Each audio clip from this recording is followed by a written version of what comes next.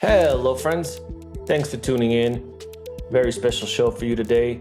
Before I introduce the guests, as always, please follow, subscribe, rate, and review the show. It helps boost the podcast, grow the audience, and ultimately helps me create the best show for you guys by getting the best guests and creating the best interviews.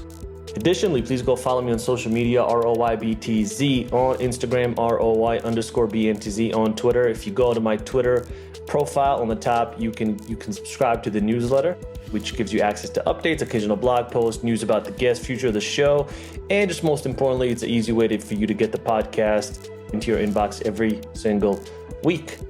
One more thing, please consider supporting this podcast if you are a long-time listener, or even if you're someone that just hopped in recently and you feel like you love the podcast, you feel like you get value, consider supporting the podcast. I do not work with any sponsors by choice. So if you feel like you get value from the podcast, there is a link in the show notes in every single episode. So you can support the show if you would like.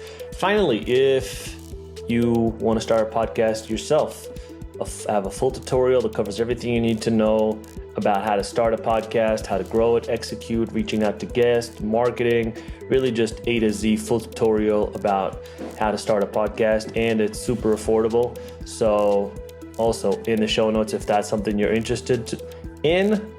And let's move on to the guest. This week I have Yossi Ghinsberg.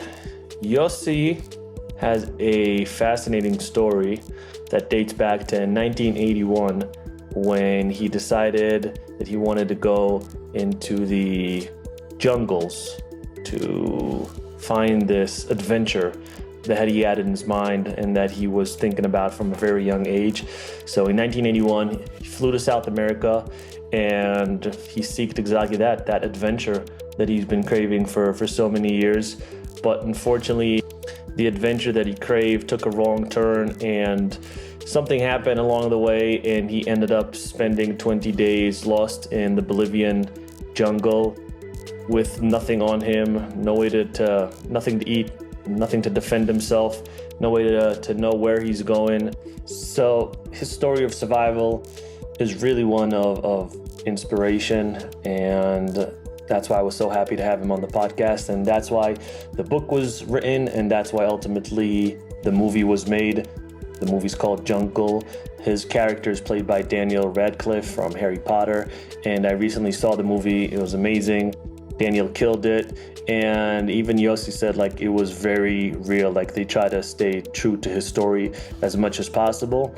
So yeah, I'm really excited for you guys to hear Yossi's story, so let's jump right into it. Let me introduce this week's guest, Yossi Ghinsberg. Enjoy the episode, everyone. The Genuinely Interested Podcast.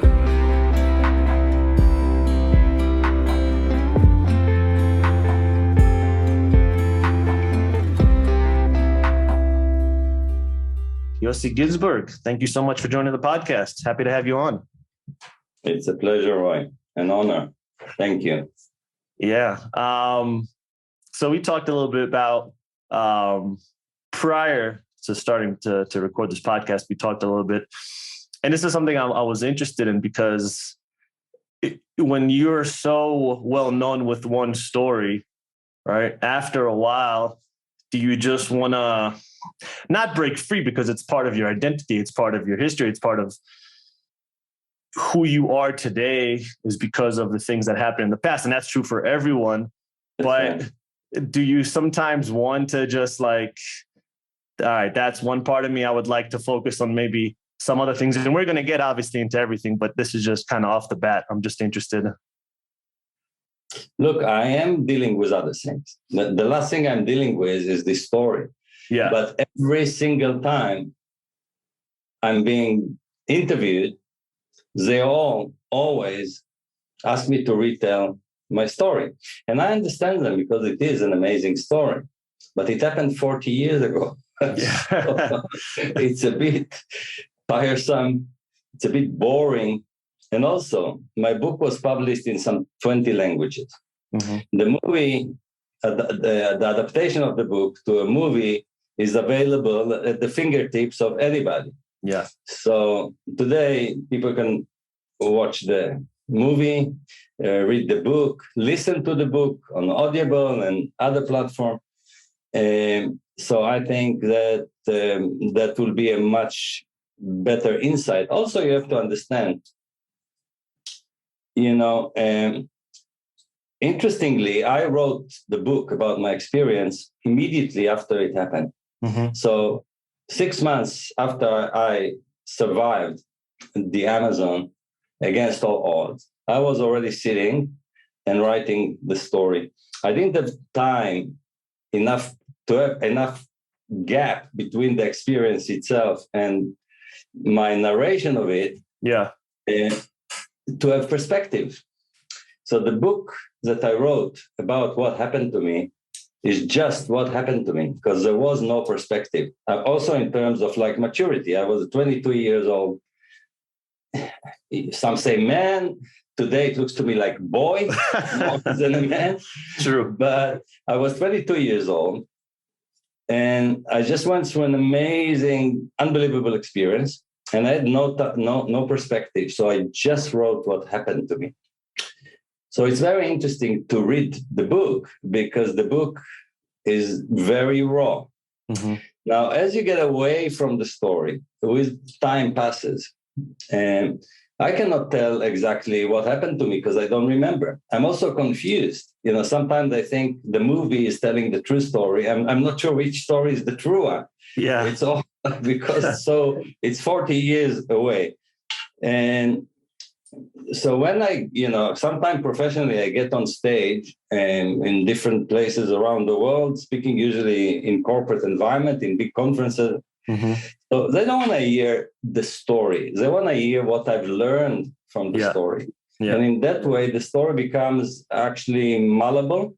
You can change the story, because the point is not really what happened, is how can we benefit from your experience, mm-hmm. from what you've learned, etc. So I love that aspect about my stories, that it's very allowing. I'm not fixed about what happened. Mm-hmm.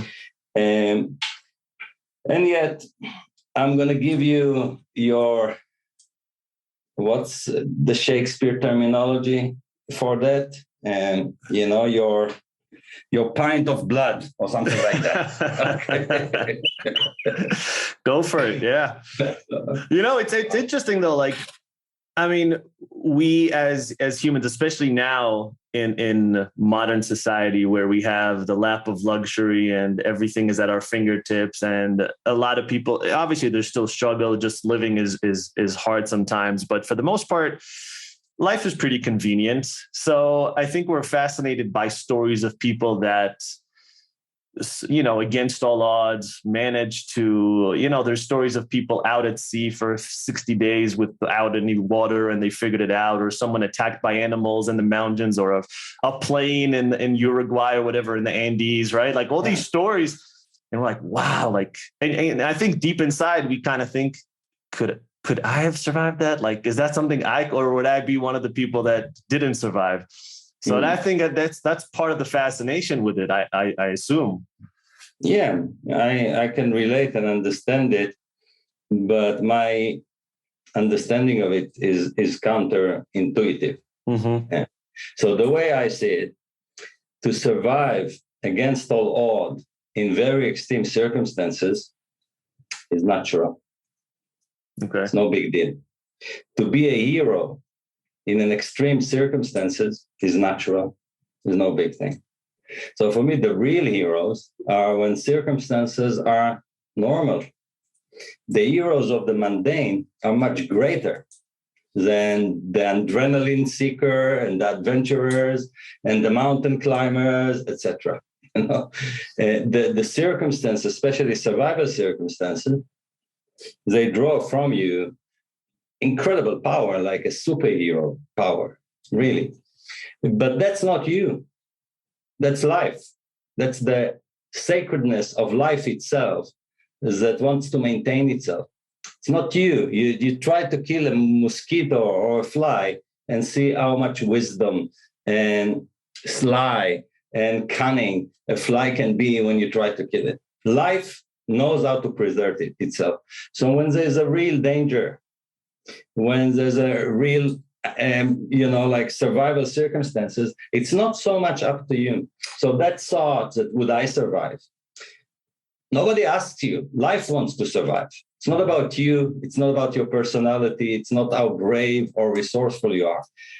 I tell you many, many examples where you don't have time to be resourceful or smart or brave. You just have time to act immediately. So who is acting? It's not you. You know what I mean? You don't have the time to think yourself out of the circumstances. It's all instinct. And it's power that you don't know you have. And but I think you don't give yourself enough credit, though. I think there's a lot of people that have gone through similar or different circumstances that were extremely difficult and unfortunately didn't make it through. I don't think everyone has the wherewithal and the ability and the drive and the whatever it is that you found, or sometimes just even like pure luck, right? Sometimes it's just, it comes down to luck, and manage to survive and, come out on the other side. That's also true. It is true. Not so much because people give up. People don't give up.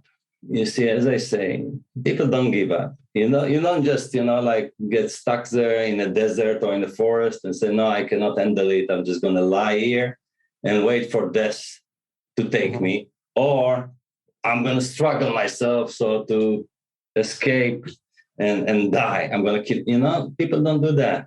Yeah. So it's really, a matter, people don't understand survival. Survival is an organism thing. It's biological. It's not a character trait. Mm-hmm. It's not a virtue. It's actually a function, biological function of any species.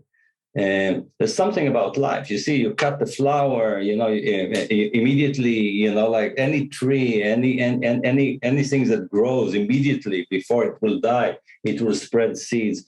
Life is, the mechanism to preserve life are throughout the creation. Mm-hmm. And it's much deeper. And as to the other aspect, and the other aspect is luck. Well, that's true. But again, luck is a word, I experienced that. And for me, it's not luck, because you can be lucky one time. Sure. But if you're lucky another time, and then another time, and then you see that it's impossible.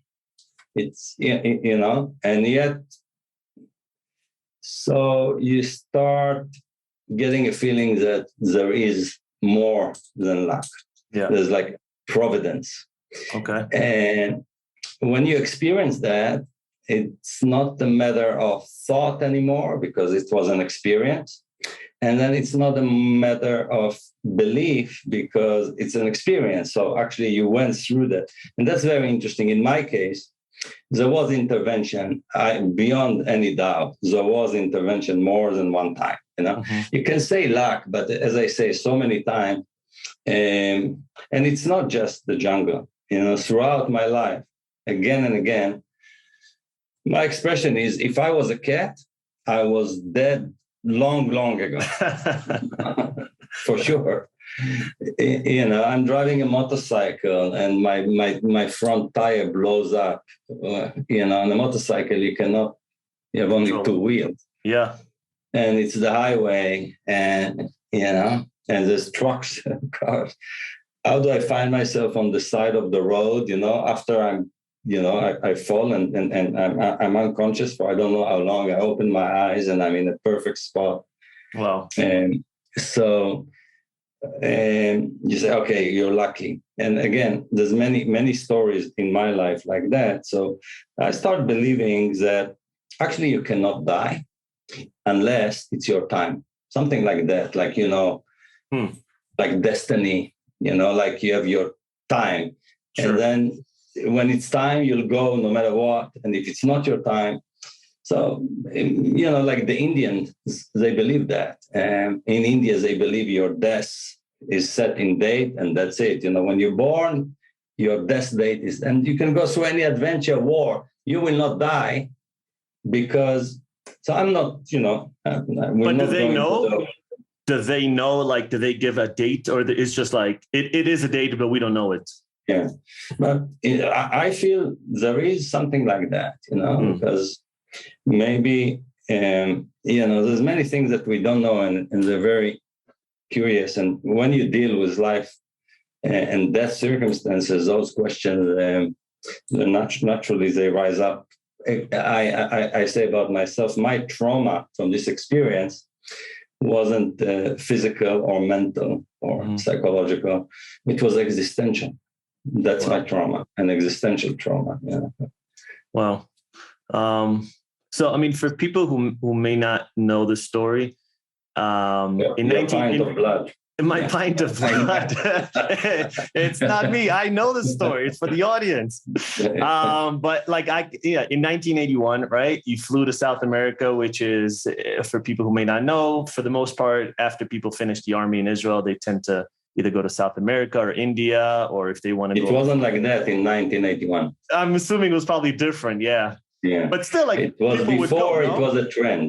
It wasn't a trend. I didn't know that Israelis travel after they finish the army. Yeah. And I didn't go on, it wasn't after the army, how do you call it? Like, and I didn't take time away to go and explore and come, it was different. I was driven by something very different. The mission, since I was like 14, 15, something like that, I've decided I'm going to explore the Amazon. So it was something very particular. I didn't travel to South America to travel. I didn't fly there to get to know the culture and go through the different countries. I went in search of a jungle and that was not explored. I was after the Uncharted, and my mission a very was romantic notion of adventure. Yeah, exactly. Yeah. It was all about the romance. I wanted to find a tribe in the middle of the jungle, and in my dreams, I would marry the daughter of the chief, and I become a hunter and a warrior, and I'll be part of that tribe, and I'll live with them, and I stay there for years, and then I'll find the treasure. Yeah. Either natural or, some El Dorado. And then I'll come back with my beautiful, gorgeous daughter of the chief. I'll come back to civilization and, I'll have an amazing story and be famous. Yeah, it's a great story. And write a book and they'll make a movie about me. So that was my childhood dream, which is very naive, and there's something to say about naive dreams, because when you're young, you can have unshackled dreams, because you don't have the experience and you don't have the fears and the knowledge of what's not possible, etc. So that's what I did. For a year after I was released from the service, I went actually places to save money. So I went to Norway and in freezing cold, working in construction. Then I went up to Alaska, Southeast Alaska, and I stayed there an entire season of fishing. Really? Yeah. And 4 months in canneries and on fishing boats just to save money. So I worked hard for my dream. And then I arrived in Venezuela. That's where I started from the tip, and then started country after country looking for my adventure. I was traveling alone. I didn't know other Israelis travel. It was all a personal thing for me. Of course, on the road, I started meeting other backpackers and Israelis, and it was really fun. But I didn't come for the fun. I wanted the daughter of the chief and in the Uncharted, So I kept on looking, and I became an expert in jungles, but very disappointed one, because in every jungle, there's no such thing as an Uncharted. There is a trail that will lead you somewhere. And even indigenous people, they have already shorts and a boombox, and it's not exactly the untouched natives that I was after. But finally, after about a year of traveling in Bolivia, I met an Austrian geologist, and he was a very talented man. I think his main talent was he could get a sense of what you're dreaming about. Sure. Yeah, he was like a con artist. He introduced himself as an Austrian geologist, but it was part of his understanding of me. So he introduced himself as a geologist and told me he's going to explore the Uncharted. Mm-hmm. And he told me that the best way to explore is make contact with the tribes in the region, and that this tribe is evading civilization. This tribe knows of civilization, but has no interest to be explored. They are nomads, and they're in the Madidi, which is uncharted part of the Amazon. So, of course, immediately, I first of all understood this is the guy. This is the guy that's going to take me on my big adventure. Yeah. And I asked to join him, and he was very happy that I will join him.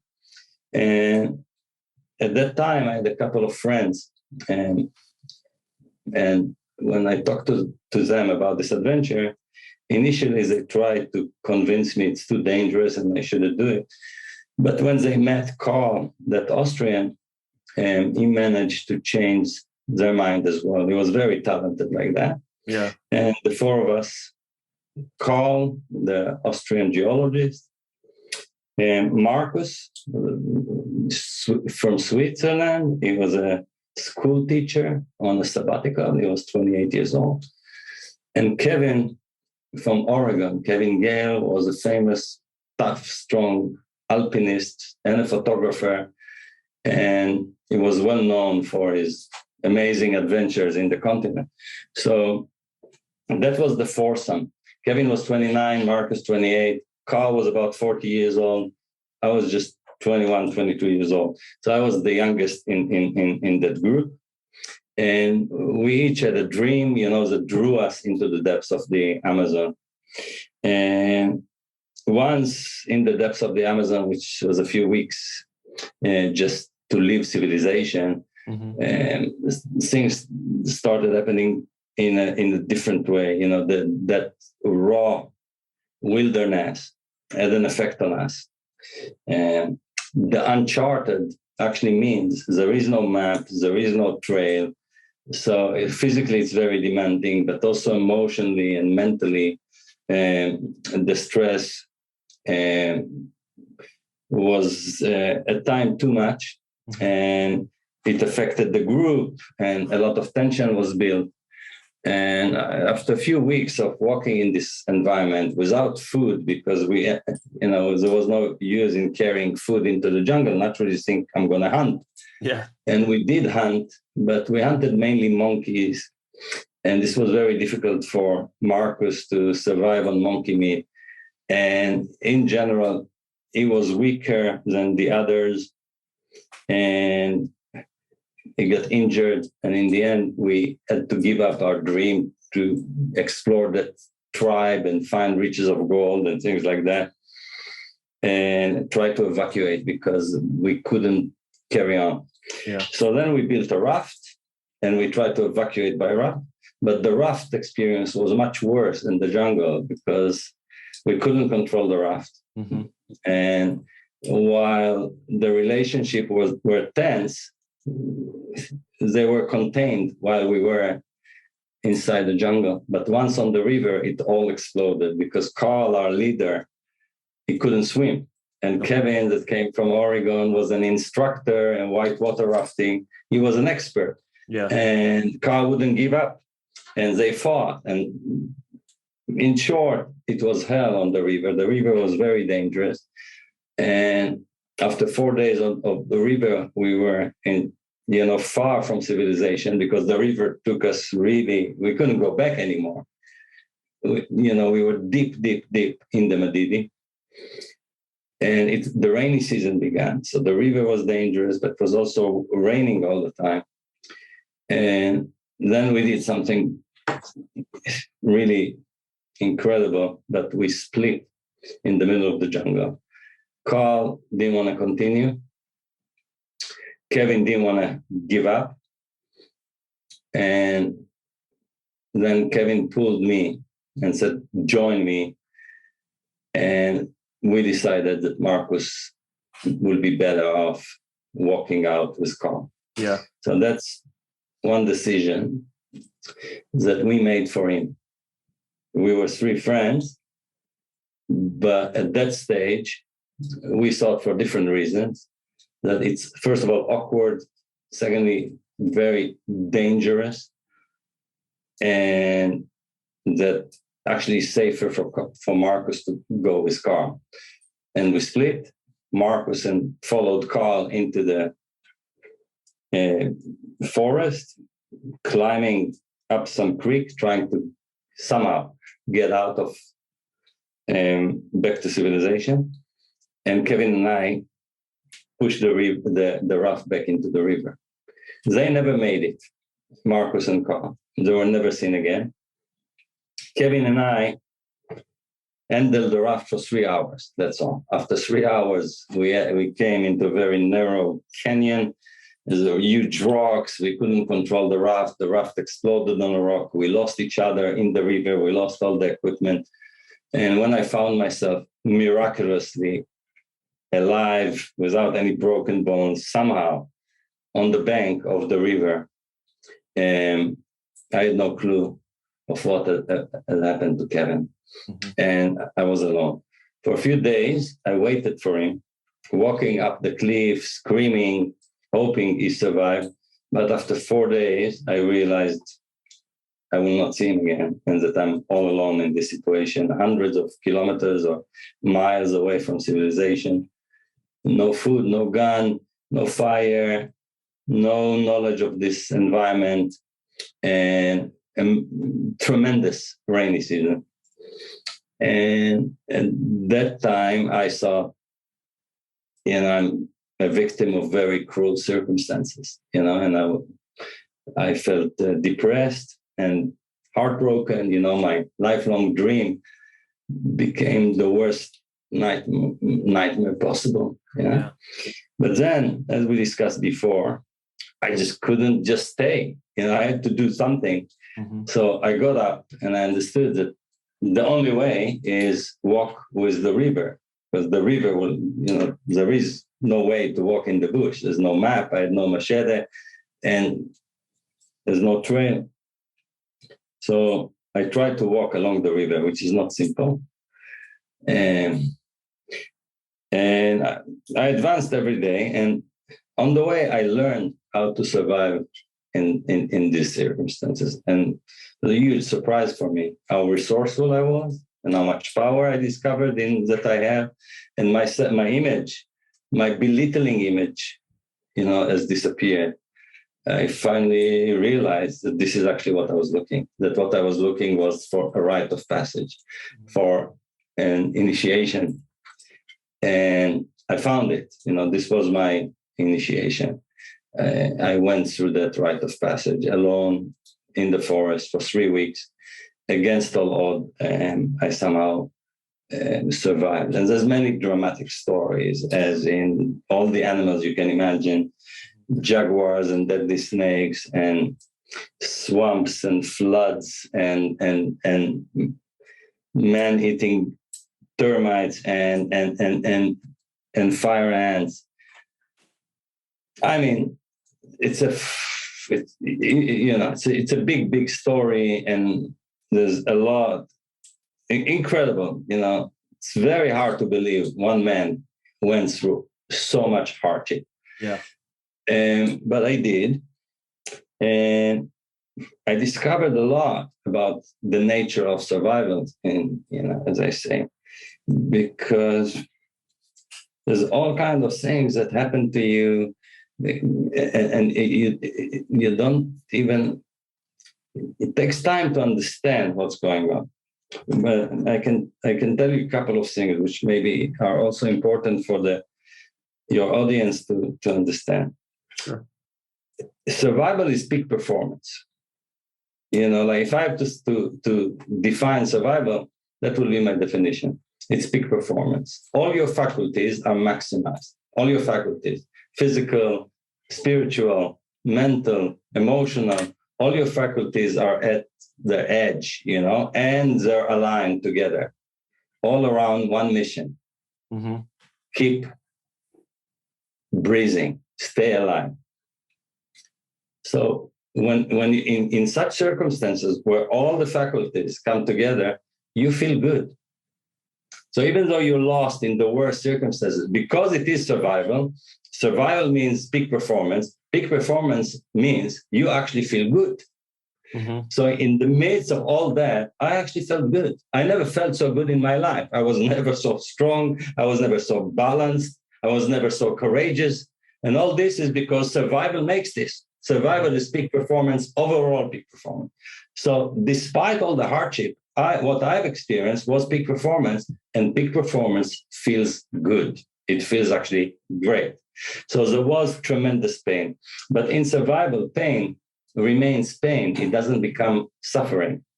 What's the difference? Because the suffering is the gnawing voice inside your head. Why me? Not fair. I can't take it. It hurts. That's the suffering. The pain is the pain. This survival cannot afford that because it weakens you. Mm-hmm. So this is eliminated. It's not me, but there's no voice in my head. There's tranquility. So I am in tremendous pain, but I'm not in suffering. It's things like that you discover that are incredible. And also, as we said, there were miracles as well. There were miracles. There's no question about it. I actually felt the providence in terms of finding the right place every night to sleep, finding every day a couple of eggs. That's actually, I survived on a few eggs each day that I found. And in the end, after 3 weeks of many, many, many adventures, it was actually a very dramatic moment where I already collapsed. And it was 20 nights, and my 20th night, when suddenly I heard the noise, which was strange. I thought it's a wasp or a bee, but it was actually a motor of a dugout canoe with an engine. And when I actually realized and I saw that canoe landing on that beach where I was finding refuge there for the night, and to my surprise, they just jumped off the canoe and turned it and threw it back into the river. They actually looked for a place to turn. And I was about 100 yards from the riverbank because, the floods are very dangerous. That's why I wasn't right on the bank. And I did manage to scream. And then the canoe started leaving. And for some reason, I was just standing there, cannot scream, cannot do anything. When Kevin actually turned his head and saw me, and at that moment he shouted, and the boat turned, and they found me, and they brought me back to civilization. So that's in a nutshell, the framework of that story. In the movie, it looks like, and I don't know if, sometimes obviously movies dramatize things, but in the movie, it looks like in that moment when he found you was kind of you're almost your last moment. Like you didn't have anything left. Like you were maybe a few hours or a day or so from potentially dying.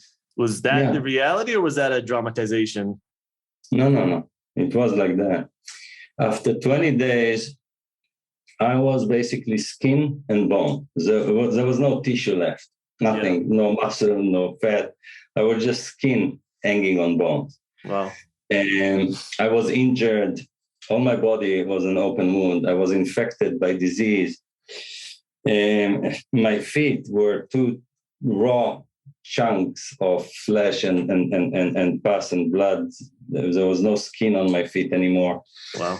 And I had some tropical disease brewing in my blood. I didn't even know. And I didn't have much more to live. It was like that. And the movie is not exaggerating. On the contrary, usually they make they make it bigger than life. Sure. Not in this case. They just, cinematically, you cannot show two swamps Mm-hmm. You show somebody falling into swamp and struggling in the swamp for hours, and then he gets out of the swamp. You won't show him falling in the swamp again because you did the swamp scene. But I actually fell into 2 swamps. Really? In the movies, they show only one. So on the 18th night, I was attacked by termites. And all night, I fought millions of, of termites that were rushing onto me. Oh. Then the next day, in order to keep on walking, I actually brushed hundreds of fire ants on myself. So the pain will obstruct the pain that I feel in my feet. But in a movie, you won't have 2 scenes with ants. You have to choose the termites or the fire ants. Yeah. So actually the movie is much less than what really happened in life. Also like the floods. There were huge floods, huge. Now they didn't have the budget to make huge floods. Yeah. So they make a flood, but it's nothing in comparison to what I've experienced. The entire jungle turned into a river. The river washed through the jungle and washed everything. They have runoffs, right? What do you mean by runoffs? Like if you have, everything leads into the river. So when there's massive amounts of rain, all the sides of the jungles, these runoffs, and they all go into the river. That's what makes the river so strong. That's right. And it's amazing how many trees are eroded. Yeah. At the flood, there was no river. The entire surface of the river were thousands of trees. It was a river of trees going down. So I say, like, they didn't have budgets to do, like such. So the movie is really good. I was happy, and it took many years it took to make this movie because it took time for Hollywood to actually, it's when the biopics started being popular. Because before that, my story is not falling into the classic script. There's 4 guys, all men. Then there's only 2, and 2 disappear, and nobody knows what happens. And 1 is left for most of the movie. 1 is alone. Yeah. And it took time, but finally, the movie was done. And I think that Daniel Radcliffe, he gave an amazing. He did a good job. Did a really good job. Yeah. He was really into it, and it was an honor to be there on the set and see him getting into my character, a real honor. And he did amazing things as an actor, such as starving himself. He didn't have to. The director didn't tell him to do that. Mm-hmm. And he didn't do it to lose weight, so he lost a lot of weight. And he wanted to feel real hunger. He wanted to feel the hunger. Yeah. So it was very impressive to work with him. And I recommend for your audience to watch the movie. And the movie is called Jungle, one word, and it's available on Amazon Prime and on iTunes. Yeah, it's a great movie. He also did a really good job with the accent, which is not an easy accent to do. And a lot of times they don't even do it. Like when they play someone who's, from Israel, or it doesn't matter, even other countries, if the accent's too hard, sometimes they'll just give him a British accent for some reason. So he did a good job with the accent. I liked it. It was a great movie. I was glued to the screen for the entirety of the movie. And I want to actually talk about the movie, but while you were talking, there was a few things I was thinking. And again, if these are questions that you've been asked, I apologize in advance. But it's just stuff that kind of popped in my head. I'm interested in that first night. Like, I've been in the outdoors, and there's something about nighttime when you're in the middle of nowhere that's kind of just, your circumstance is different, but when you're out there, it's just like, ooh, like I'm very vulnerable. Like, what was kind of going through your head that first night? That first night, I didn't have where to lie down. I was pushed between rocks on the river, under the cliff. And I was shocked because, a few hours earlier, I had 3 friends, and then we split from 2, lost another one. So I was And I was, like, I didn't sleep that night. And all I hoped is that Kevin survived and that the next day we're going to meet and move on. And so I was okay that first night in terms of like, I didn't have to deal with the beast, with the jungle out there. I was right on the river under the cliff. It was the other nights where, you lie on the jungle floor, unprotected. Yeah. There's nothing. I didn't even have a tent. The illusion of having a space that you are not part of that, I was under a tree covered with palm fronds. Mm-hmm. This is the densest jaguar population on the planet, right there in the Madidi, and they were around. Every morning, I would see their tracks around me. So terrifying. It was terrifying, and I didn't have fire, and I didn't have a gun, and they were there. So, how did I deal with that? What I've done, again, it's survival skills that are natural, I think. But I found the ability to cast myself out of that situation by hallucinating or daydreaming or lucid dreaming. And I wasn't sleeping. And the dreams were not random. I made them up. Mm-hmm. And I was screening the dreams inside my head like you screen movies. I already made them up. I had like about 5 favorites. Mm-hmm. And when I would lie down between the roots of a tree covered with palm fronds, I would start saying, okay, what should I start first? And the Cattle Ranch or Las Vegas or Rio de Janeiro, or, I had like my 5 favorite ones. Yeah. And I would just start screening dreams. And it allowed me to rest. I didn't sleep, but I was, because otherwise, like the jungle at night comes to life. It's all the nocturnals and all the predators. So that's how I did what I did, because, a fire can give you a sense of some protection and light. And, it's so dark when you don't have a fire, because under the canopies, there's no starlight. Yeah. So it's so dark. It's like velvet dark, it's like you don't see anything.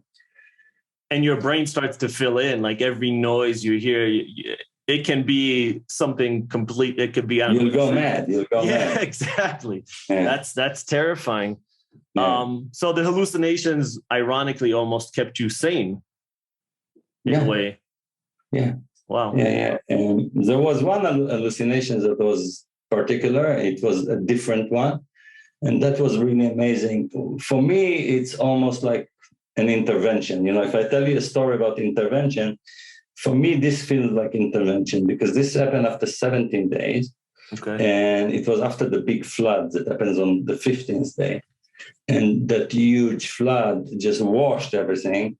And I had to swim between the trees and just push myself from one tree to another until I managed to get a bit higher on some hill. Mm-hmm. And I was stuck there for a couple of days until the flood receded. And then I couldn't walk because of the steep hill. I had to crawl on my knees and elbows. And at that moment, suddenly an airplane passed. Now, an airplane didn't pass there before. Yeah. So I knew that this airplane must be after me. But when it came, and I saw, like it's a moment where you think, that's it, it's all over. They came for me, they're going to see me, but they maybe came for me, but they couldn't see me, and they passed too fast and too high, and they just disappeared in seconds. And I went so high with hope that I crushed when the airplane passed. I was just shattered to bits. I fell to the mud, and for the first time after 17 days, I gave up. I said, I'm not getting up, And at that moment, I don't know exactly how to explain it. Even in the perspective of 40 years later, I'm telling you, it's not simple to explain what happened, because I heard somebody crying, and it was so strange that it made me stop crying and listen. And I heard clearly that somebody else next to me crying. And I got up to look, and I found a girl. She was young, like 17 years old, and she was scared, and she was native. Mm-hmm. And I had no clue how she got there. But as I approached her, suddenly it dawned on me that actually that airplane, if it will turn and will come back, actually there's still a chance to be saved. I just realized that. So I started screaming at the girl, get up, we have to make it to the bank so we can, somehow mark to the airplane. So all I did was taking care of her and pushing her, whatever it takes, to walk as fast as she can so we can make it to the bank of the river and maybe be safe. But are you aware she's not real, or are you not aware? No, I wasn't aware. I wasn't aware to the degree that at night I made a place for two. I would choose a tree, a buttress tree, those with protruding roots. So it will give you some shelter. Yeah. And I said, every night I found a tree like that, which I felt always is a providence, but it gives you a shelter. But that night, I looked for roots that are wide enough so two people can get between them. And as injured and weak and famine as I was, I broke more palm fronds to cover two people. So it wasn't in my head, it was physical. I made her place to sleep. I brought enough palm fronds to cover her. It was, and then, when I was hugging her, I realized there's nobody in my arms. Yeah. And then I really got scared because I actually made her place to sleep. So this is not an hallucination that I made up as I did the others. And I didn't make it up. When I heard the cry, it wasn't me saying, let's pretend somebody is here, and I had nothing to do with it.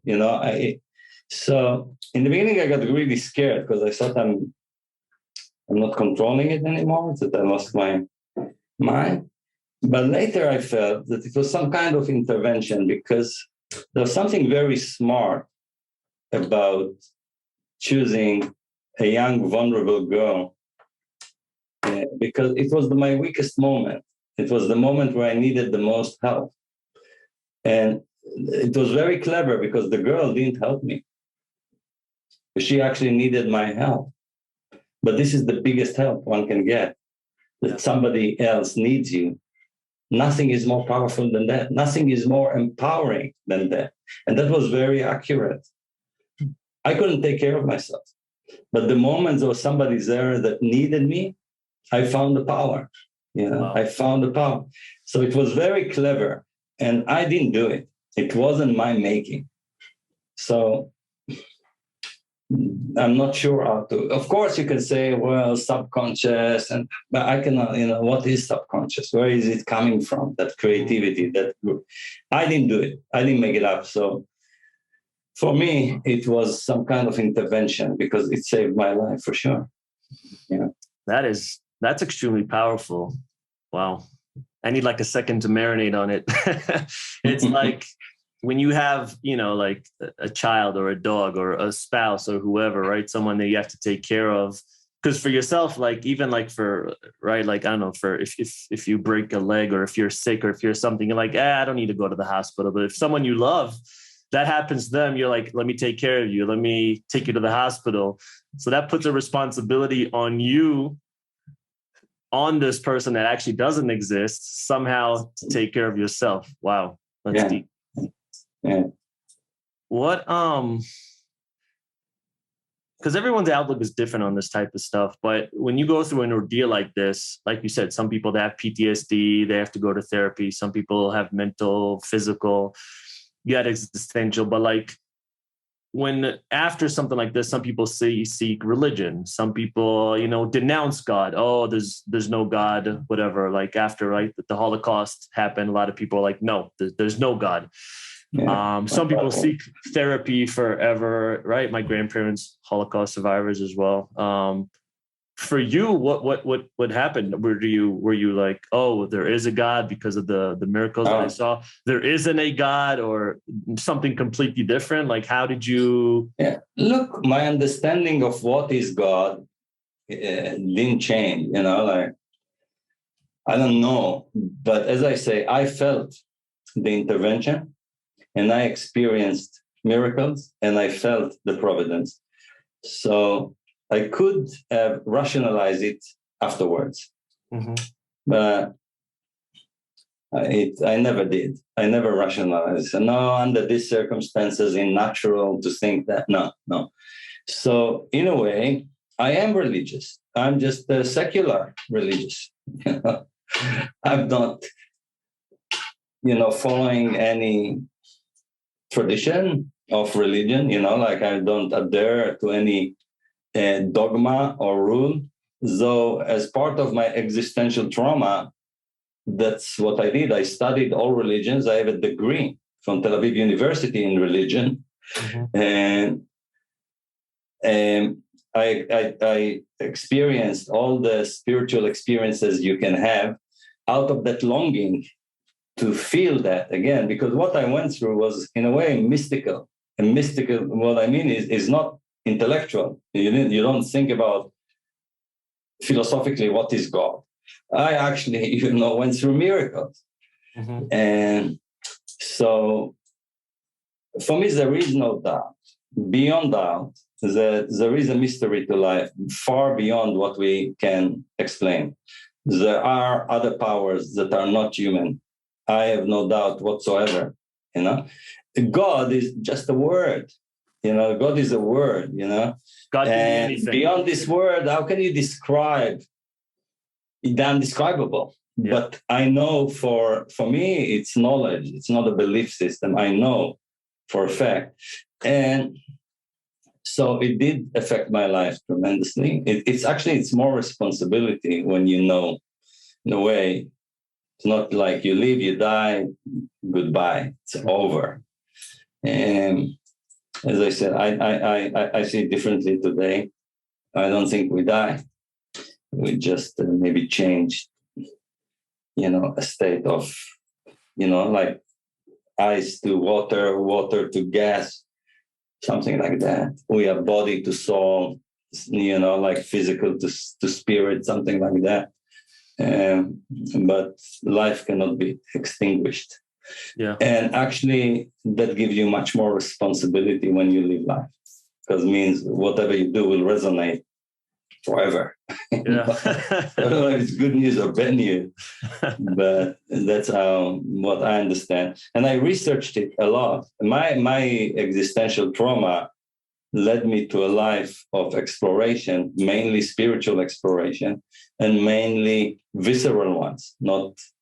I studied religion in the university, but even in the university, instead of going to the library, I would go into the Hasidic sects and be one of them and do the rituals, the prayers, like, wow. And what I realized that you can get through no matter which door. Every religion has that door. So it doesn't really matter, And I don't want to say any blasphemy, especially, like we are Jews in Israel and it's very strong and powerful tradition. But I think there's access to God for anyone, and there's no need for religion for that. Yeah. Yeah, I could see that. There's, here there's a lot of people who are spiritual, but not necessarily religious. And I don't know, they're looking for a connection. They're looking for a deeper meaning to whatever this thing is that is called life, or they're looking for, sometimes it could just be connection with other people that are like-minded, right? But yeah, religion tends to get a stronghold on people and create all these rules and regulations. And if you're not exactly doing ABC, then we're going to cast you out of our group. I think that's wrong. I think like if you want access to some sort of a higher being, you should be able to do that without all the dogma and without all the religious and politics that go with it sometimes. But yeah, I agree, and it's my journey. That's never-ending journey to just. I mean, first of all, it's just to be a better, kinder, more compassionate human being. That's first of all. That's the most spiritual thing one can do. yeah, for sure. And we need more of that nowadays. Yeah, yeah. And then you want to ascend, and that's a bit of greed on my behalf, like longing for that. No, I want to experience it. I want to experience it again. I want to touch it again, because when you touch it once, you long for it, So I did a lot of shamanic experiences because they bring you to that space. Yeah. Well, that's the thing. You didn't really like. So again, like people that tend to have a certain ordeal like this, an experience, a harrowing experience, they're like, I don't ever want to go anywhere near a river or Peru or the jungle or Bolivia, right? Anything. But you, not only did you go back, you lived there. I heard you say for 3 years, right? In the jungle, and you still go. Same jungle. Sorry? In the very same jungle. Yeah. So I went back to the same jungle. Sure, yeah. Go ahead. And I lived there for 3 years with the native people that saved Kevin and came with Kevin to search for me. So in a way, they saved me as well. Mm-hmm. They found Kevin in the river. They brought him to civilization. And after nobody did anything, the airplane was just doing its duty, but not really searching. Kevin, with their help, with the indigenous people help, they're the only one that went back and searched for me. Mm-hmm. So 10 years later, I just went back kind of like for closure, like to go back 10 years later and meet that tribe that was so important and influential on my life and say thank you. And I did. But at that time, I saw how they live, and they were very poor. It's not noble to be a savage. Mm-hmm. Noble savage is a term describing people before the white man or the cultured man showed on the scene. The naked savage was naked, and he was savage. It was just another animal, but a very intelligent animal, but part of it all, part of the magic of nature. And once civilization came, there's no romance in being deep in the jungle. You're just basically poor, without any services, no doctors, no medicine, and so the youth of the village didn't want to continue that life, and they were living, and they were really worried because it's a small village, 850 people. That's all. The entire tribe, the Chupiamona Nation, only 850 people. So they asked me if I will help them to build, like a tourism facility, so to keep the youth near the village. And I just couldn't say no. They saved my life, and they asked me for help. Nobody can say no in such circumstances. You're there, the entire village is outside, the children with, flags, and they sing, and, and then they ask for your help. Of course, you say yes. Yeah. So they want to modernize, but still keep the people there, and still keep like the culture and everything that they have, but they're kind of realizing that they can't keep doing what they've been doing all this time, right? No, that's right. That's why they have, the only thing, that can make change is economics, and they needed to, give some kind of an opportunity for the youth to make money, because otherwise the youth is living and going to scrub dishes in the jungle towns. Mm-hmm. But they're not staying. So we built a resort. And when I say we built a resort, that's a bigger adventure. This is 3 years of living an amazing dream. This place so isolated, 8 hours upriver by a canoe. Wow. There's no flight to the region. And the road leading to the region is the most dangerous road on the planet. It's called the death road, you know? So you want to make a tourism operation when there's no access to the region. And even if you made it to the jungle town, then you have to take a canoe 8 hours upriver. It's crazy. Jesus. But we did it. We did it. And it's, again, naivete. They were so naive, and I was still naive. So we embarked on that. I moved in and lived with them. And after a few months, I came up with an idea, because in the beginning I thought I'll raise investment, but realizing nobody will invest in such an entrepreneurship. Yeah. So I realized I need a grant, not an investor. And I started educating myself. And then I learned a lot about conservation and indigenous people right and sustainability. And I came up with a concept, which was all ecological. Mm-hmm. And sustainability was very trendy in the early 90s. It was an emerging trend. It was new. Yeah. The 80s were all about protection of nature, natural park, and isolating reserves, but it didn't work. So the 90s, they realized you have to sustainable development. So you extract, but sustainably. And tourism is a very sustainable extraction. So upon learning all that, I flew to Washington, D.C. With a 3-pager that I wrote. And I didn't know anybody. So I stood in a phone booth and with yellow pages. Mm-hmm. And I made phone calls. Now, but at that stage, I had no money whatsoever because all the money went to the project. Yeah. Even my shoes had holes. I had no overcoat. This was January, I don't remember which month, but it was freezing cold in DC. Yeah. And from a phone booth with yellow pages.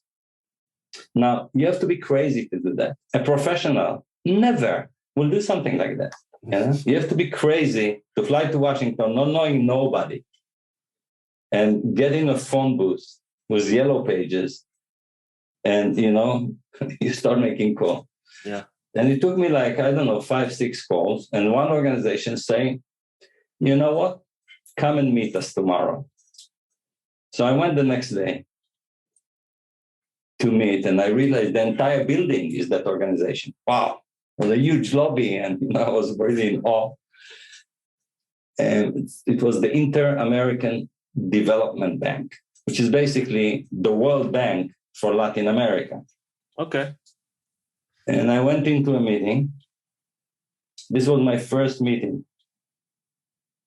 I asked for a grant of $250,000. After 10 minutes, they stopped me. They granted me $1.5 million. I was asking 250. They said we cannot give 6 times more. They said we are the small loan department. We cannot give less than $1.5 million. So in 10 minutes from a phone booth, I got $1.5 million, but they didn't give me the check. Okay. They say, look, you see that book? They gave me a book that thick. And they said, this book, it was empty. I had to write it. Mm-hmm. Surveys and experts' opinion. And, I had to fill up a book, seriously. It took me a year to fill up that book. And there was no money, no advance. So there was a huge sacrifice and volunteers from all over the world, and a huge sacrifice from the community to fund the youth, because we went and started, building the camp.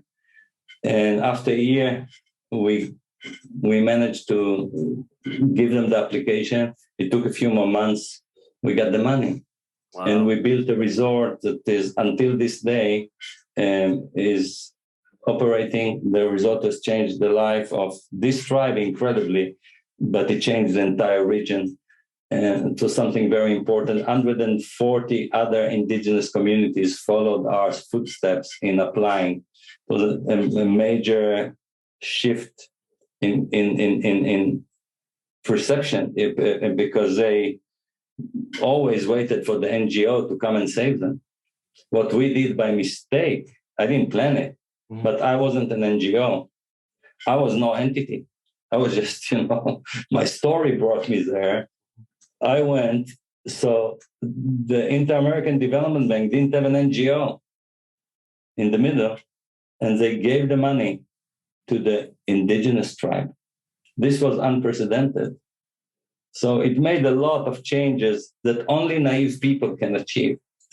The naive can achieve much more than the professional, because professionals, they know their limits. Yeah. They know what's impossible. What we did was absolutely impossible, but we didn't know that. And that's all the difference. What's the name of the resort? Chalalan. And anyone that do it phonetically, chalalan.com, CHALALAN, chalalan.com. And it will all come to life. So you can just go to this place, you can just book it online, go to the website. Yeah. TripAdvisor, booking.com, whatever you want. Wow. It's there. Yeah. That's amazing.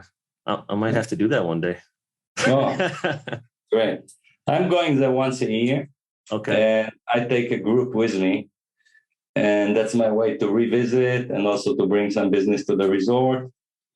And I really love it. But yeah, I kept exploring the world. I traveled all over the world, usually alone. And many times I went to the extremes. I explored Papua New Guinea in tribes that I was the first that ever came there as a tourist. Yeah. They were, priests and politicians and conservation people, but never a traveler came to see them. I was the first traveler to go so far. And I lived with that tribe in Papua New Guinea. And I traveled a lot. And there is no fear in me from nature. Nature was never my enemy. I understood the mistake, the stupidity, the vanity of, the great white explorer against all the elements. I'm going to find the tribe, marry the daughter of the chief.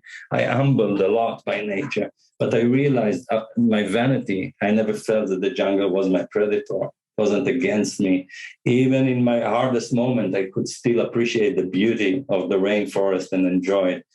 Enjoy even that feeling that those are the only human eyes that see that waterfall, it's such a privilege, So, by the way, Roy, I don't know if I told you, I don't live in a house. I live in a tent, always. You're in a house now? House. I live in a tent now. I'm in my office right now, but I don't sleep in the house. I sleep outside in a tent, always, no matter where I live in the world. I build myself a tent and I sleep outside. I have beautiful tents. I build them all over the world. What about winter? I don't sleep in a house. I sleep in a tent. Even in winter? Of course. It's the easiest way to heat up because it's so well isolated and insulated. Why a tent instead of a house? It's that romance more than anything, I think. There's something so beautiful in a tent. And it's also, again, that vanity of humanity, those like, let's pour cement and cover the earth. Let's build ourselves cages and feel protected from nature. For me, that's the worst sin that we've done, to remove ourselves from nature and to forget that we are nature. Yeah. We think we are above nature. Most of us look at nature as a resource to exploit. Some of us wants to save nature, and those are the good guys. But even the good guys, they want to save nature to save their own ass. Excuse me. They still think nature is outside.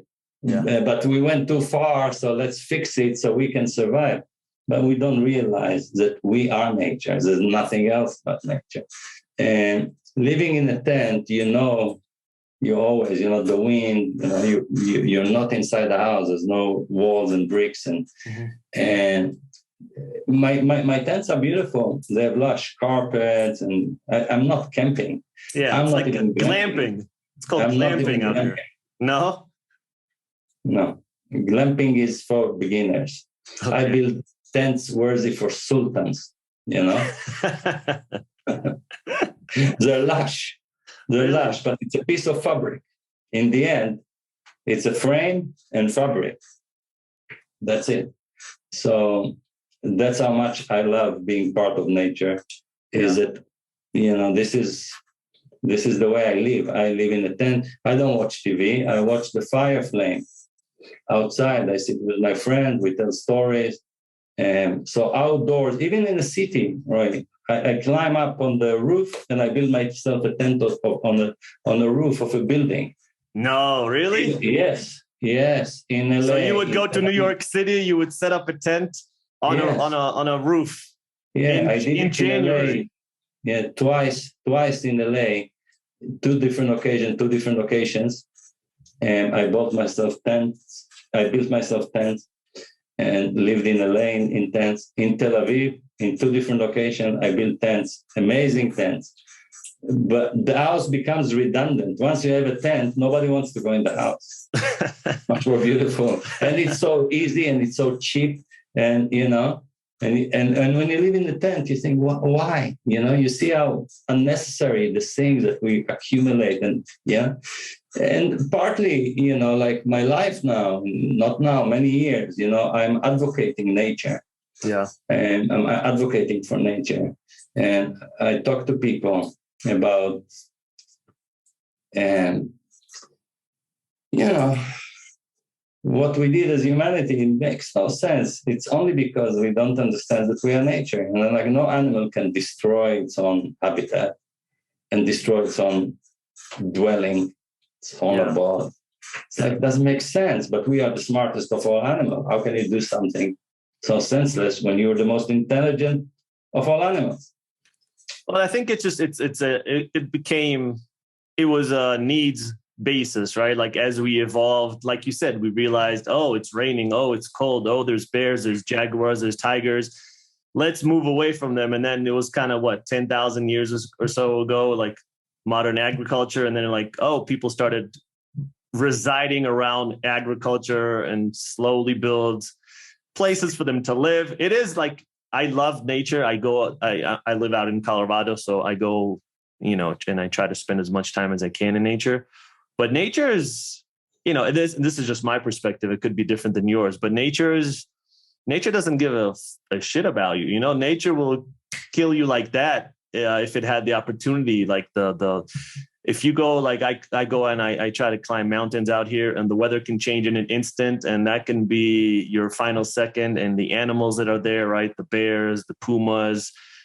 So I love nature, but nature is, you know, something to be cautious about as well, and know how to survive out for there. Sure, it's like life, you know, preservation of life. As I said, it's sacred. There's no question about it. Loving nature doesn't mean you're going to do foolish things. Yeah, I do foolish things, but that's not the point. The point is that we don't think that we are an animal. True. And we think that we're not nature. We think nature is something that was given to us for us to exploit, and that we are not animals because God created us. And God created everything according to our, you know, Western tradition, let's say, the three major religions. They will follow some kind of a creation story. Sure. And that creation story is saying clearly that God created the world and everything in the world, like the oceans and the earth, and then the flora and the fauna. But when it came to man, God created man in their image and their liking. So not like an animal, but actually a photocopy of God. We are demigods according to our canonic story, ancient story of creation. We are a duplication from God or gods, you know? So for me, that's the original thing, because then you think, well, God gave me the earth to rule and to exploit, and I'm not an animal. So you have an attitude of an alien, because if you're not an animal, who are you? You're just a visitor here. And that's how we act. We don't act as nature, we act as exploiters. That's one point. The other point is that with agriculture came an idea. And the idea is basically that you have two elements. One is humanity and livestock and all that, which is growing. Population is growing. But then you realize that the resources have limit. They cannot grow. Like, we can fill up the earth, but the earth cannot produce more earth. Like, the resources are limited while the population is growing. So there's a conflict there, because there's a moment where there's more population than resources can afford. And at that moment, scarcity. We live in an environmental scarcity. That's a very dangerous idea. And most of us believe in it. Most of us believe in it. And it's part of not being part of nature. Nature provides for everybody, every species gets what it needs.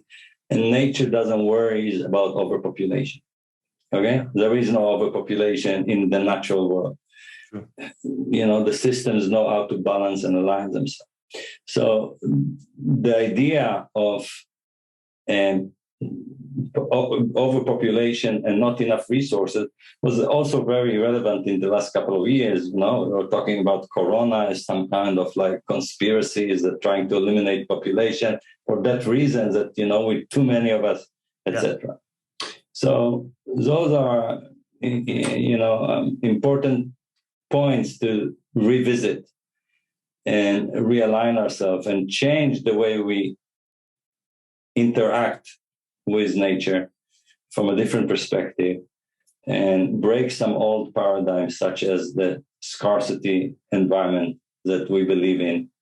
Because from that perception comes the pillage. If there's not enough for us, I better take it myself before you. It's natural. Not enough for you and me, well, I'll kill you. It's natural. That's what we've been doing forever as humans. Yeah. And an animal, as dangerous as it is, there's no pillage. A lion will kill a zebra. Mm-hmm. But then no zebra is running away from the lion, because they can sense that the lion is not hungry. Yeah. The lion doesn't hate zebras and doesn't store them. Just have a meal and that's it. So in a way, animals are more intelligent than humanity. In certain ways, for sure. Yeah. In most ways. So, we brought this planet to its knees. What we are called now, scientists called our stage evolutionary suicide. That's where we are. If we don't, extract the CO2, we cannot breathe the air soon. So how intelligent can we be if, it's not very intelligent. Yeah. There's I want to talk a little bit about the movie, because we said earlier that we touch upon it and we kind of sidetracked about other things. For you, this was the first time, I'm assuming, on a movie set, and a movie set that you're seeing yourself. What was it like seeing yourself? And did you even see yourself, or did you just see like a movie and you're just out of it? You're like an extracted part of the movie, just as a producer, as a advisor of sorts? No. I was like an honored guest. And it was very important. First of all, in the preparation, the pre-production, I was really involved on the screenplay, and I fought passionately against the screenplay writer, which his nickname was the enemy. That's how I called him. And I appreciate it, because he wanted his own artistic expression. This wasn't a documentary, it was a feature film. Sure. So there was a lot of pulling and pushing with the director, Greg McLean. But once I started shooting, I realized this is now, it's by the book. They have scenes, there's production, 300 people working. So I was just there to support. But it really affected, because it was a true story, an amazing story. So all the production, all the people, all the crew really appreciated it, that I'm there and they see me and it's the true story and my story. I befriended everybody and I enjoyed it a lot. So it was fun, and I was somebody on the set that was respected, and I felt really well. Mm-hmm. And Daniel and me, we got close because as a method actor, we really wanted to get into my brain and under my skin. And he's very polite and down to earth. You know, he's like probably the most recognized face on the planet, you know? The Harry Potter guy. Yeah. So, and to have him portray me was surreal. And then I never felt it was me. When Daniel played, I didn't think it was me. He did a great job, but I could never relate to that as actually this is me and not the other characters. As I say, after that, I got confused. What was the movie? What was my life? Sometimes a mix. But that's exactly what movie is supposed to do. Movie is supposed to give an artistic expression for, like to each one of the components.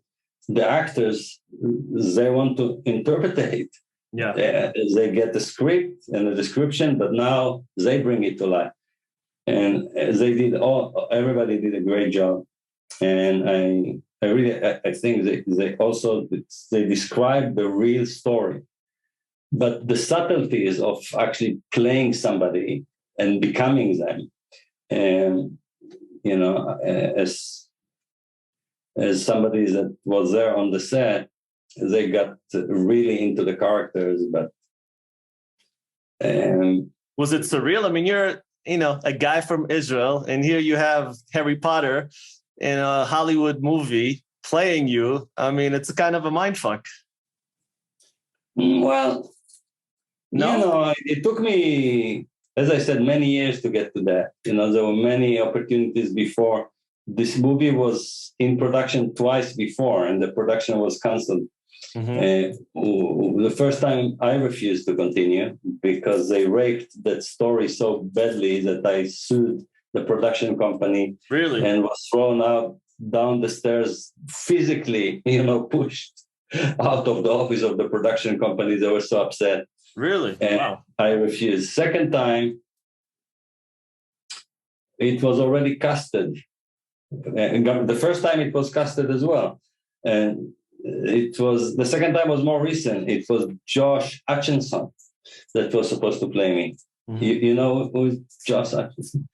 Maybe I recognize the face, but I don't know. The Hunger Game? Hunger Game, okay, I saw that. Is the lead. Okay. There's the girl and there's Peter. Oh yeah, I think I know who that is. Yeah. He was studying Hebrew. He was like already. And we went to Bolivia and we started shooting. And then one of the producers got testicle cancer and he freaked out and he pulled, he went through some crisis and he pulled himself out of the production. He pulled his money. The movie collapsed. They went into refinance. And for 5 years, the entire project, it took another 5 years to come back again. Jesus. So it wasn't just, wow, I had an amazing story. They made a movie. It's a long, yeah. Did it kind of spoil it for you? Like, how, like, if you work at a restaurant for long enough, like, you're like, oh, I see how they, there's an expression, like how the... Yeah, I understand what you're saying. It's like, when you see how stuff is done behind the scenes, you're like, oh, okay, that's not as nice or romantic or beautiful or tasty as I thought it was. Look, you're so right. It's the most boring thing you can imagine. Really? Yeah, because when they shoot a movie, they have a scene in the script. Now, to set it up, it's like an hour of just, in the good case, is an hour. Now they say action. The action usually is 15 to 30 seconds max. Really? Okay. So you have like a snippet of action, then they stop, and again, everybody's waiting and they move the machinery. Hours and minutes of action, hours of doing nothing, just technical thing. Nothing is happening. Well, so it was really boring. However, when you look at that, you see that I thought like, okay, there's movie, but there's theater. Actually, theater is much easier. You get into character and you follow a sequence. Here, out of sequence, out of context, for 15 seconds, you have to bring up such emotion and convince where the camera is on your face, seeing every little expression. And you have to bring it again 40 times. You shoot the same thing and you have to bring it up again on. So I think movie actors are so talented. This is so tough because they're not inside, they're just waiting. Okay, action. They have to just explode in that snippet and then again and explode again. So it's an art form and I got to really, really appreciate it. But I'll tell you something about one scene in particular. There was the swamp. So the swamp is me, in that case, Daniel. They dug a hole and they filled it up with mud and water. So it's the swamp. And he's in this swamp and he's struggling to get out. So again, in the movie, I understand most of it is waiting. So 6 hours it took to film the entire thing. Now, as I tell you, 50 seconds, and after that 50 seconds, a long wait. Yeah. What happens is he's all in the mud. He's all covered with mud. His face is covered with mud. His hair is covered with mud. And he's a superstar. He's Daniel Radcliffe. So when they say cut, they have to pull him out of the mud, clean him up, dry him up, dress him up, have him wait 20 minutes, then have to put him back in the mud. But to put him back in the mud, they have to dirty his face exactly the same way. Yeah. So you know what he did? Unbelievable. He stayed in the mud for 6 hours and refused to come out. Just to help the crew, just to help the team. Well, after they shot that, 300 people stood around that swamp and clapped, not because of the actor that he is, because of the person that he is. So it's really moving. Wow. He stayed in there for 6 hours in the mud. Yeah, and it was cold. Wow. Yeah, that gives you a new appreciation because, as I said, like you don't know how the soup is made, right? And then you just see the final product, and the fact that they have that continuity where, like, you see a scene and it feels like minutes or whatever, and then they're shooting it in 15 seconds or 30-second bursts. Yeah, each time he has to get into that same character, same emotion. Yeah. That's very impressive. Yeah. Wow. Before I let you go, I want to ask a question that I've been thinking about. I don't know. It maybe you can give me more clarity because for me, like I haven't been able to really make sense of it. Carl, right? The guide. What was his motive? Because if it was money, he could have just taken your money and said, meet me Monday morning. Pay me on Monday morning, and then he takes your money and runs. But because he ended up not surviving this ordeal, what do you think his ultimate motive was in this whole thing? Look, we'll never know because he never came back. So it's assumption. But I think my assumption, I feel, is pretty close because I really loved him. Mm-hmm. And for me, he was a character out of the books I've read. And it wasn't about money. It took $50 from each one of us. But he had to spend them. He didn't have equipment. And he was embarrassed. He said, look, when we find the gold, I'm going to pay you back with gold. And, even for backpackers, it wasn't that much money for like 2 months in the jungle. Sure. So it wasn't about the money. That's for sure. I think it's a combination of a few things. He was an adventurer. He loved the fringe of, he loved to go far. He loved missionaries because missionaries are going deep into the jungle. Always there were, I researched him. He was always involved with missionaries and indigenous people. And he loved that feeling. I think he felt at home. And he was a bigger than life character, and a bigger than life character needs audience. Yeah. So I feel this was like his playground, but he needed audience. There's nothing. He's not going to celebrate alone. He needed somebody to watch him. And that's how he behaved in the jungle. He took care of us. He wasn't just a guide. He worked for us. He didn't say, you do this, you do that. He did everything. And he said, come, look, learn. That's how you do that. That's how you fix your shoe. That's how you make fire when it's raining. That's how you find water in the mountain. He taught us a lot of things. He was very able like that. He was real nature man. He loved it. So I think he did it for the love of it. And another aspect is that pathological liars, they believe the lie. That's what makes them pathological. Yeah. So I'm not sure, what was true and what was he made up, but I think he believed in it all. It's only that, he didn't control it. He was changing stories. We knew he was not reliable. After a while, we understood it. So he's still an enigma. He's still a mystery. I'm not sure. But it was very colorful person. He was a great storyteller. I never got tired of listening to him. Yeah. And I learned a lot from him. And I couldn't be upset with him, even though he was very irresponsible and pushed us to such a dangerous place. In a way, I still love Carl. And I don't see him as the bad guy. By the way, he had more compassion for Marcus than we did. Yeah. So time heals all wounds. Yeah. He was the star of his own movie, a type of Indiana Jones. Well, Yossi, thank you so much for today. This was a lot of fun. Thank you for sharing more than I think you wanted to, but I loved every second of it. This was awesome. Thank you. I hope, if somehow somebody gets something out of it, some insights, then I'm satisfied. And thank you for that opportunity. And let me know how it goes. 100%. If you have any feedback, anybody wants to ask any question, I'm open. And yeah. So that was my next question. Where can people find you if they want to find you? Where are you active on social media, if at all? Yeah.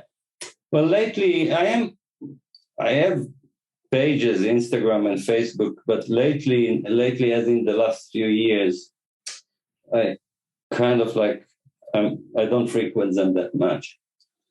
I'm doing workshops, mainly in Israel now. Mm-hmm. But I'm speaking publicly all over the world. I have a few topics. One of my topics was bringing Amazon survival skills to business. My new topic is real survival versus imaginary survival. So I believe that imaginary survival is much more dangerous than real survival. So I bring those insights mainly to corporations and organizations, but sometimes also to general public. I have a website that is basically my name, Yossi Ghinsberg. And Facebook Messenger, people can find me through Facebook or Instagram. And in general, I am accessible. Yeah. And guys, you should definitely go, and if you haven't yet, go watch the movie. It is on Amazon, and it's a great movie. So Yossi, thanks again. This was a lot of fun. I appreciate your time today. Thank you, Roy. Thank you. Have a great day.